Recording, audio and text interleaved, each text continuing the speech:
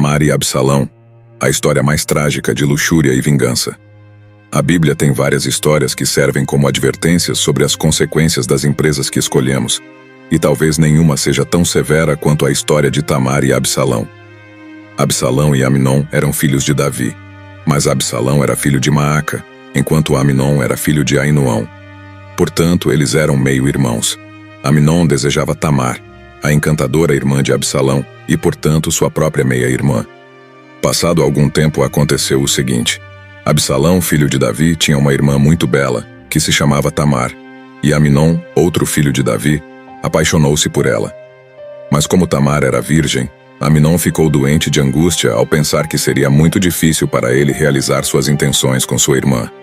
No entanto, Amnon tinha um amigo muito astuto chamado Jonadab, que era filho de Simá e sobrinho de Davi. Jonadab perguntou a Amnon: "Sê como você é, um príncipe inteiro P, você parece pior a cada dia?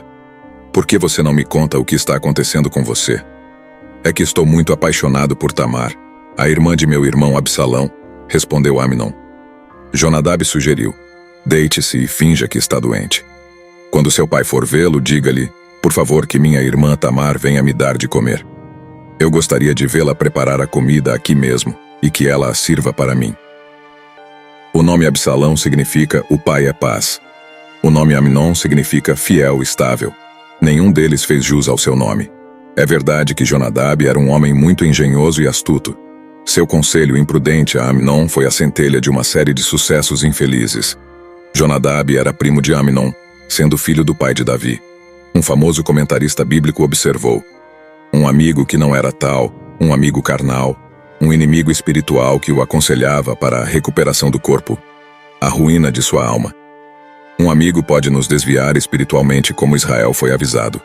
Amigos bem-intencionados podem oferecer falso consolo e dar maus conselhos, como fiz o amigo de Jó, piorando seu sofrimento e desagradando ao Senhor. Aqueles que consideramos amigos podem ser falsos. Como diz Paulo: as más companhias corrompem os bons costumes. Se Absalão é meu irmão, então está claro que Tamar é minha irmã. Em sua luxúria, Amnon não se permitia chamar Tamar de sua irmã. Em vez disso, era irmã de Absalão. A força da luxúria é poderosa o suficiente para distorcer nossa percepção do mundo ao nosso redor. Jonadab recomendou a Amnon organizar fraudulentamente um encontro cara a cara com Tamar. Não era preciso dizer: "E depois submeta Tamar", porque em sua maldição compartilhada, Jonadab e Amnon tinham os mesmos maus pensamentos. Então Amnon se acostumou e se fez passar por doente. Quando o rei veio vê-lo, Amnon disse-lhe: "Por favor, que venha a minha irmã Tamar para me preparar aqui dos bolos, e que me sirva." Davi enviou uma mensagem à casa de Tamar, para que lhe dissesse esta mensagem: "Vai à casa de teu irmão Amnon e prepara-lhe a comida."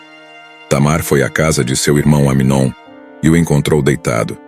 Ele pegou farinha, amassou, preparou as tortas ali mesmo, e as cozinhou. Então eu peguei a panela para servi-lo. Mas Amnon se recusou a comer e ordenou: "Fu fora daqui todos." Uma vez que todos saíram, Amnon disse a Tamar: "Traga a comida para o meu quarto, e dá-me de comer tu mesma." Ela pegou as tortas que havia preparado, e as levou ao irmão Amnon para a casa. Mas quando ele se aproximou dela para alimentá-la, ele a agarrou à força e disse: Venha, irmãzinha, deite-se comigo." Mas ela exclamou: Não, meu irmão. Não me humilhes, que não se faz em Israel. Não encometas esta infâmia. Para onde eu iria com a minha vergonha? E o que seria de você? Serás visto em Israel como um depravado. Eu te rogo que fales com o rei. Certamente ele não se oporá a que eu seja tua esposa. Mas Amnon, no caso, eu fiz-lhe, sino que, aprovando-se de sua força, se acostumou com ela e a estuprou. De acordo com este texto, assim como outros, parece que David tinha uma ação muito tolerante em relação aos filhos. Isso poderia ser devido ao fato de que ele se sentia culpado por ter tantas mulheres e filhos, juntamente com as responsabilidades do Estado. Não dedicava tempo a ser um verdadeiro sacerdote para seus filhos. Amnon seguiu rápida e minuciosamente a recomendação maliciosa de Jonadab. É lamentável que as pessoas geralmente não reajam da mesma maneira quando recebem conselhos engraçados. Após o conselho de seu falso amigo, a maldição de Amnon foi revelada naturalmente. Tamar não era cega para a imoralidade e vergonha da situação. Amnon não podia ver o que era evidente, porque estava cego pela luxúria. A emboscada estava preparada. A pedido da família real, a inocente Tamar foi levada para o quarto de seu meio-irmão supostamente doente. Então Amnon a odiava com um ódio muito grande. Mas o ódio que ele sentiu por ela depois de estuprá-la foi maior do que o amor que ele tinha antes. Então eu digo a ele: levante-se e vá. Não me expulse daqui, ela respondeu.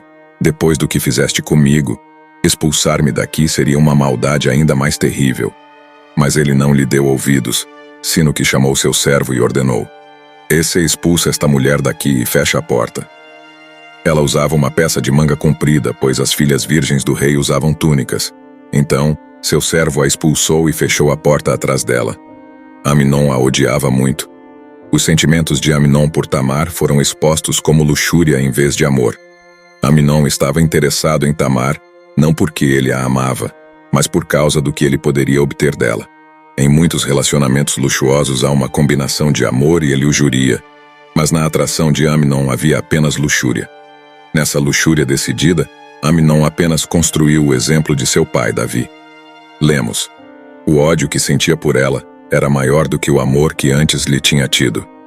Os arrependimentos de Amnon vinham do fato de que ele nunca havia realmente amado Tamar, sino que só era motivado pela luxúria.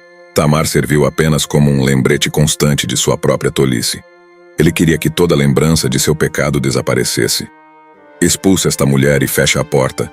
Tamar merecia um tratamento melhor como israelita. Tamar merecia um tratamento melhor como membro da família. Tamar merecia um tratamento melhor como irmã. Como princesa, Tamar deveria ter sido tratada com mais respeito. No entanto, Amnon tratou Tamar com desprezo. Ao sair, jogou cinzas na cabeça, rasgou a túnica e, levando as mãos à cabeça, saiu pela estrada chorando aos gritos. Então seu irmão Absalão lhe diz: assim que teu irmão Amnon esteve contigo. Pois bem, minha irmã, acalma-te e não digas nada. Tenha em mente que você é seu irmão.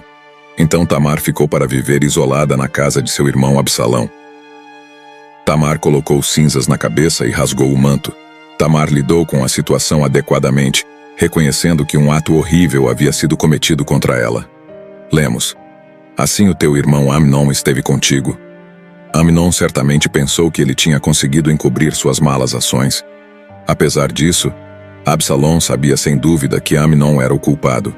Em parte, a cegueira da luxúria leva o homem ou a mulher luxuosos a acreditar que suas ações não são evidentes para os outros.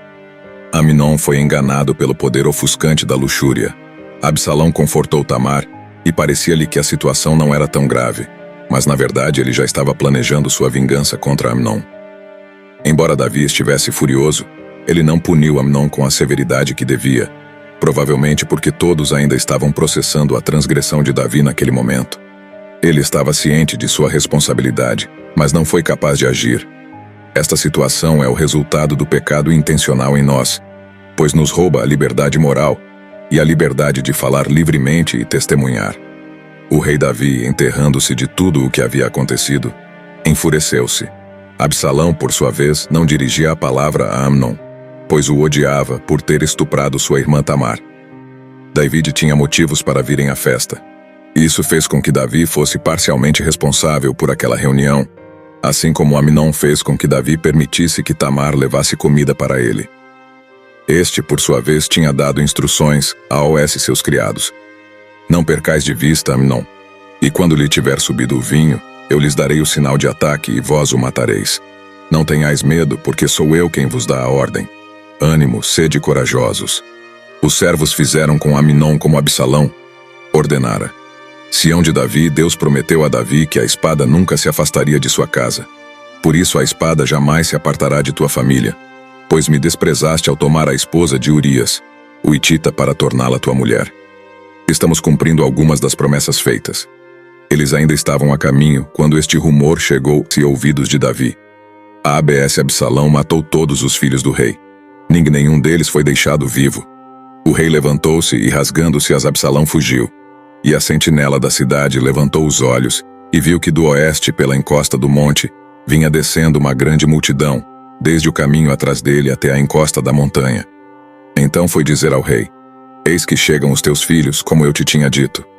Mal tinha terminado de falar quando entraram os filhos do rei, todos eles chorando a voz em grito. E também o rei e seus oficiais começaram a chorar desconsoladamente. Chegamos ao fim de mais uma história bíblica, espero que tenha gostado e também aprendido mais sobre Tamar, a única filha de Davi. Te vejo na próxima narrativa bíblica.